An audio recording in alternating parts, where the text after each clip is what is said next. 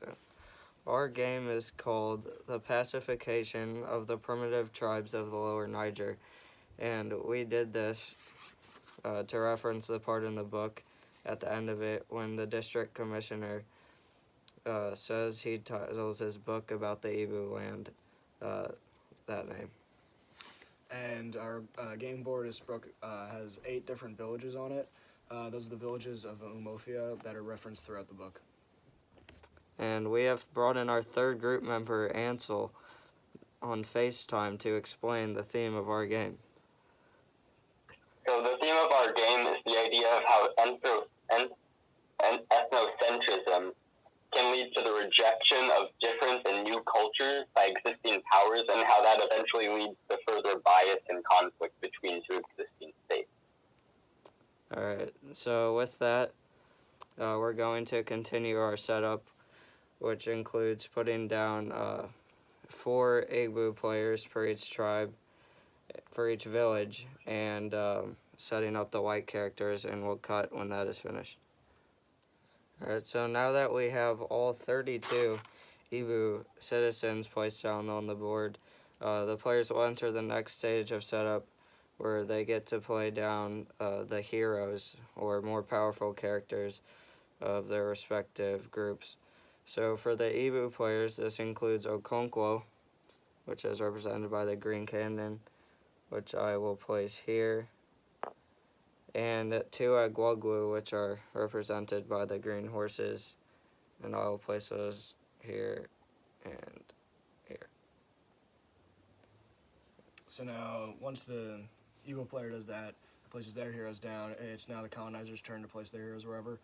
So the yellow cannon represents the preacher, and the blue cannon represents the commissioner, and they both start in the colonizer start space. And so I'm going to put a church down on that same space to represent that this is only the colonizer start space. And they have one more hero represented by the yellow horse, and that's Enoch, but he doesn't come until later in the game. Alright, so next we are going to explain the building rules and building stage of the setup for each group. So the rules for compounds, which are represented by these smaller pieces that come in varying colors, is that the Igbo players are only allowed to place down 1 for each grid square, which is on the game board here. And then the colonizers, they have churches, which are represented by the larger buildings that also come in varying colors, and they can only place 1 down in a village, and that's represented in the book by how the colonizers usually don't build more than 1 church per village. And so at the start of the game for the Igbo player, they are able to place down 1 compound per village, which is what I'm going to do now. So you can just place 1 on any grid square in each village that you would want to do. And each compound is able to produce 100 yams per round, or 1 yam token, which will come into play later. So in our game, the Igbo players begin the first turn. So what I'm going to do first is, since I have 8 compounds down on the board, I can collect 1 yam token from each, which are represented by these pennies here. And so I'll grab 8 from this, which is worth 800 yams. And the Igbo players actually start out with 10 yam tokens to demonstrate how their culture had already been established when the white man began his invasion. So that 10 plus 8 is 18, and it costs, as I said before, it costs 15 yam counters, or 1,500 yams, to build 1 compound. So spending 15 of these yam tokens here and putting them back in the counter pile, I will be able to place down 1 compound, and I will put that here, which will increase the output in future turns. And there's nothing else I can really do on this turn, so it's now the colonizer's turn. So now, as it's the colonizer's turn, you can take the preacher or the yellow cannon and move it to a space that it's next to on the board. And so I'm going to move the cannon here. And that takes one Evo citizen from that place and converts it to a yellow player, which represents a convert. And on that same turn, a church is placed down on the same space that the preacher went to. But however, that doesn't come into effect until the next turn. And that will be explained by Ansel. So the backing for the idea of the quote unquote summoning sickness of the churches is seen in the quote, "If we leave our gods and follow your God," asked another man, "who will protect us from the anger of our neglected gods and ancestors?" So this ties into the idea that Christianity didn't really take effect immediately into the culture of the Igbo people. It took time because people saw it as sort of heresy against their gods. Alright, so each round that passes, which is one Ibu turn and one colonizer turn, is important to mark this on the sheet of paper, as that is the factor that decides whether the Ibu will win or not. And so now we are going to showcase a few of the beginning stages of our gameplay, which will start off with me, the Ibu player, going again.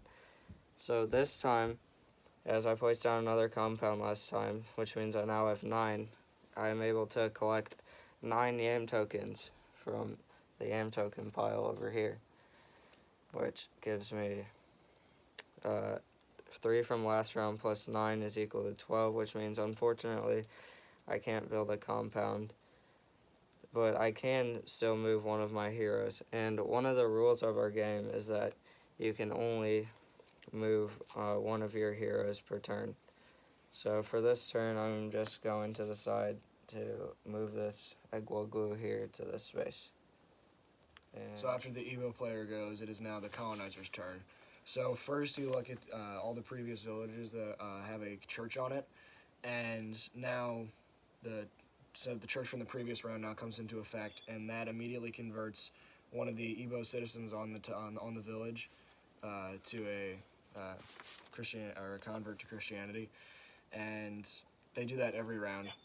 And so once you do that, you can take the preacher and you move it a space, and his ability is it can immediately convert one of the Evo citizens to Christianity, and so now there is you take one of the Evo citizens away and put down a convert. Alright, so entering in the third round, I am once again able to collect 9 yam tokens here. And that puts me up to 21, which means that I can spend another 15 and gain another and build another compound. So I'll be doing that. And place that one here. And now, once again, I'll just move my Wagyu over here. And so one question you might have is that, are the actual Ibu citizens able to be moved? And the answer to that is no, because in the book, it's demonstrated when Uchendo says, those were the good days when a man had many friends in distant clans. But your generation does not know that. You stay at home, afraid of your next-door neighbor. And we made them not able to move to demonstrate this fact that one of the weaknesses of the Igbo people and why they were taken over by the colonizers is because they were no longer really united as one single people and were kind of split up and isolated in their villages. So now that the Evo player is gone, it is now the colonizer's turn again. And so on this first spot where the first church is down from the first round,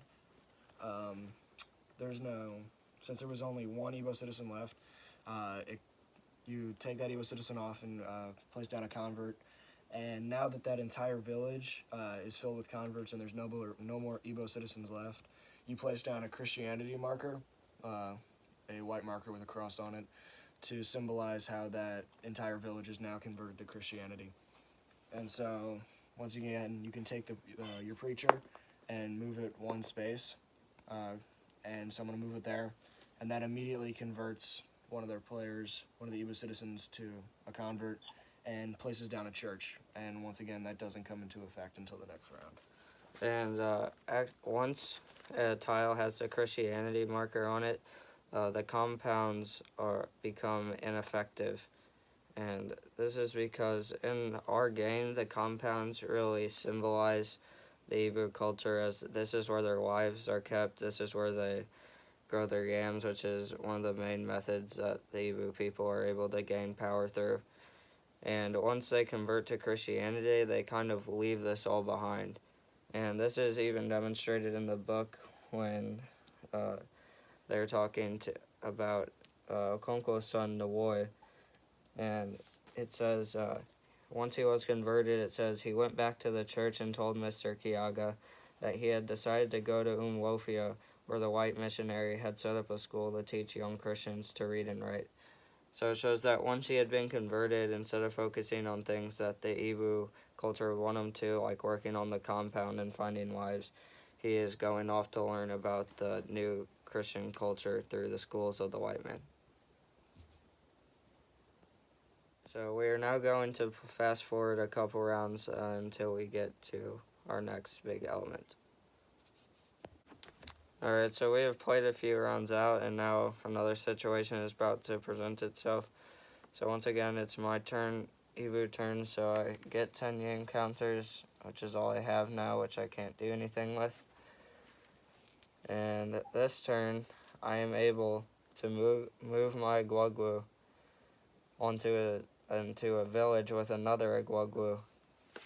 And this will actually activate one of their abilities. And when you have two Agwagwu on the tile, the Ibu player is actually able to destroy a church. So right here we're able to just remove this church and put it back in the pile. And this is demonstrated in the book on page 191. When it says, Mr. Smith stood his ground, but he could not save his church. When the Gwagwu went away, the red earth church which Mr. Brown had built was a pile of earth and ashes. And for the moment, the spirit of the clan was pacified. And so this here is just an element that we wanted to include in our game to give the Ibu player an advantage over the white people. However, because they've done this, Okonkwo here is actually going to be punished by the district commissioner. So when two Agwagwu kill a church or destroy one, Okonkwo will be placed behind the district commissioner here, and you have to pay a 1,000 yam fine or 10 yam counter fine. And this element is demonstrated on page 198 when Okonkwo and his fellow men of Umofia have been taken by the commissioner, and it says, Okonkwo and his fellow prisoners were set free as soon as the fine was paid. So once again, this just demonstrates how Okonkwo was punished for the actions of the Agwagwu, and then the Ibu people had to pay a fine to bring him back. So alright, so we have cut through the colonizer turn for that round. And now once again it's the Ibu turn. So since I still have 10 compounds down, I can once again collect the 10 yam tokens. And then instead of using all of these for a compound, I will pay the 1,000 yam fine to free Okonkwo. And so I'll put that back in the yam counter. And Okonkwo is returned back to where his previous tile, which was here, which is demonstrated in the book as he was just returned to his village after his arresting. Alright, so now, once again, and it is the colonizer turn. So now the colonizer's turn. Normally, a church on a village would produce one convert per round, but now that there's 2 compounds on one of the villages that has a church, rather than every single round to produce a convert, it's now every other round. So this round, one of their citizens don't get converted by the church. However, the preacher can still move, and so that converts one person or one citizen to Christianity. Here, and before we introduce Enoch, Ansel will explain why the compounds negate the effects of the church. So in Things Fall Apart, we never see Christianity as a complete part of the Igbo culture. It's always sort of separate, and it always stays separate until the fall of the Igbo culture. So the reason that the compounds sort of negate the effects of the churches is because of the compounds are a large part of the culture. So you see in the ethnocentric aspect of the book, you see that different aspects of the success, like yams and wives and children, and obviously bigger compounds, all tie into the Igbo culture and thus closer to the people, and thus have a greater effect on how they think and how they act. All right. So Now, after Ansel's explained that, we'll introduce Enoch, another colonizer hero, into the game. So once 8 converts has been achieved, Enoch comes in and he starts at the colonizer start space, or any grid on the colonizer start space, and his abilities will be explained later. So a few rounds later, it's the Ibu turn again, and now I can collect 11 yam tokens, and then I will spend 15 here to make a yam, to make a compound, which I'll just place here. And this round we're going to showcase Okonkwo's ability, which is pushing away a preacher. So when Okonkwo moves into the same space as a preacher, he is actually able to send that preacher back to the colonizer start, so that he just goes in whichever one of the squares the colonizer wants to put him in. And the reason Okonkwo is able to do this is because his character, his hero in our game, really represents the traditional manly, powerful citizen of the Igbo culture. And so those people did not really believe in Christianity. And as we see in the book with Okonkwo actually killing a messenger, he is able to push the preacher out of that village. so once that happens, the Igbo citizen, or the Igbo player, his turn is over. And so on my turn, now that Enoch is in, I have moved them into a space within a Gwogwu. And Enoch's ability as a hero is to unmask in a Gwogwu. And that you can take the Gwogwu off the space for like 2 rounds, and and renders it useless. So this is represented on page 186 when it says, Enoch fell on him and tore off his mask. The other Igwagwu immediately surrounded their desecrated companion to shield him from the profane gaze of women and children and led him away. So it says Enoch had killed an ancestral spirit, which is essentially what's happening in this round, and the Ibu player is able to replace the fallen Igwagwu after 2 rounds. Alright, so we have played through a lot of rounds and we are closer to the end game now, so we're just going to showcase what a late game round would look like. So right now it's my turn, and currently I have 2, 5, 7. I have 9 compounds down, so I can collect 9 man tokens, which I can't do anything with right now. And then this is the second round the Gwogwu has been down for, so I can bring him back and place him wherever I want. So I'll place him here, and since I now have 2 on this tile, I am able to destroy this church, which will send Okonkwo back to the prison of the district commissioner. And so now now it's the colonizer's turn. So I'm going to move my preacher to this space here, and that converts their final Igbo citizen from that village to Christianity. And I take a Christianity marker and put it down on that village to symbolize how it's completely gone. Which means I have to remove these compounds. And this tile right here, this this church will also produce one more convert, as it's been 2 rounds since it last converted one. And that is the colonizer's turn for this round. So once again in the later rounds, now it's the colonizer's turn. And since this space already has a church on it, I will convert their final Igbo citizen from that village to Christianity and mark it with a Christianity marker. And he takes off, the Igbo player takes off his compounds. And on this village right over here, since now I've waited 2 turns, or a turn to do one, to convert somebody, I take their final Igbo citizen on there, place it down with the convert, and put down a Christianity marker symbolizing the complete conversion of that village. Alright, so this brings us back to one of the final big events of our game, and that is the death of Okonkwo. So in the book, when it ends, Okonkwo ends up killing himself because he can't handle how the Igbo culture has been taking over.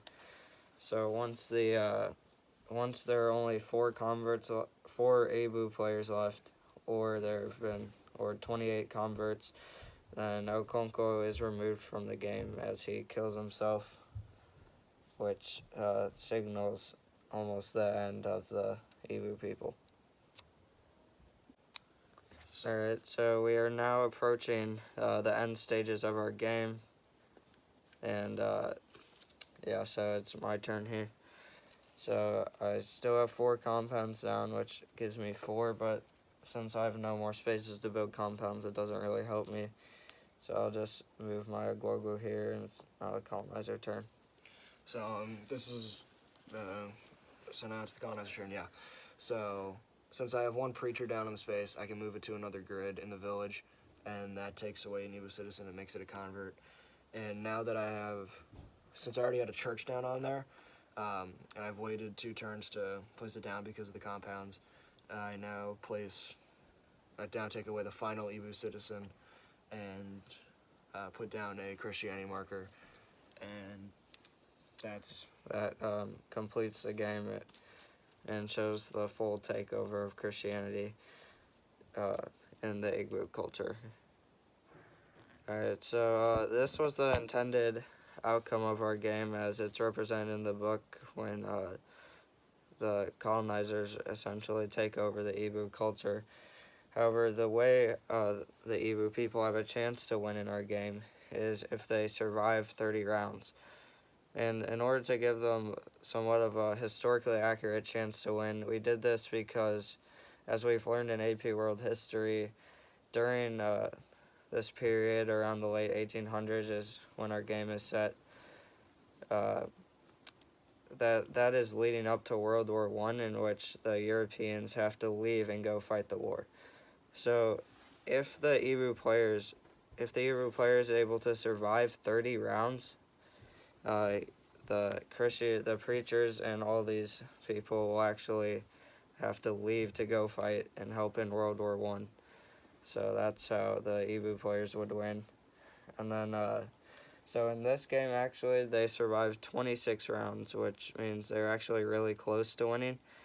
But even if they do win, it's not really a win for them, as you can see, even 26 rounds, even if they do win, the majority of their culture has still been destroyed, and so at this point, there's no real victory for the Igbo people. So the 2 types of power that are shown in our game are legitimate and coercive. Legitimate power can be seen in the role of the commissioner, who has control over the district commissioner, which basically has control over the villages, and you can also see coercive power in the commissioner, who can punish Okonkwo for the crimes of the Agwagwu when they destroy the church.